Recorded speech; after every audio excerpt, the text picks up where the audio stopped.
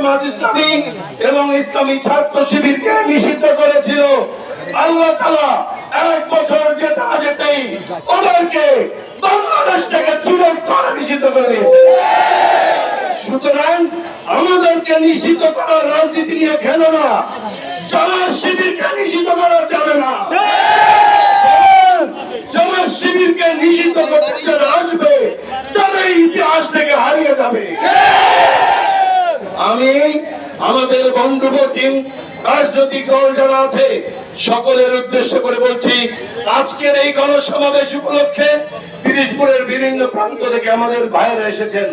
কোন কোন এলাকার মানুষেরা তারা ঘোষণা দিয়েছেন যে মিছিলে কারা যায়, সমাবেশে কারা যায়, তাদের লিস্ট নাকি তারা করবে। আমরা স্পষ্ট করে বলে দিতে চাই, তোমরা যারা লিস্ট করছো তোমাদের লিস্ট আমরাও করে রাখছি।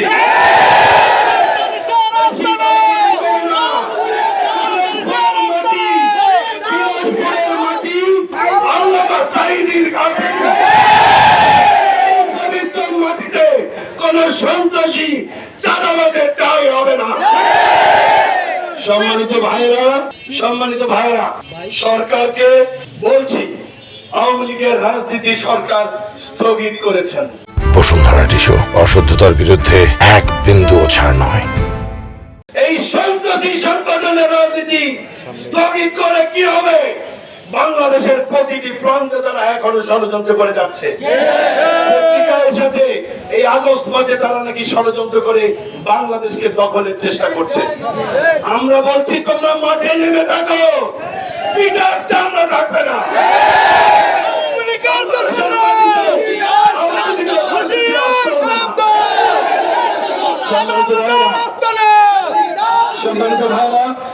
আওয়ামী লীগ গত 17 বছর রাজাকার জিকির করতে করতে, এই ব্যবসা করতে করতে আম ছালা সব হারিয়ে এখন ভারতে।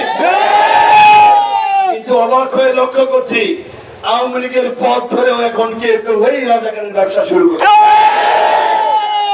এতকাল রাজাকার ছিল না, এতকাল বন্ধ ছিল। তোমাদের এই ধান্দাবাজি আমরা বুঝি।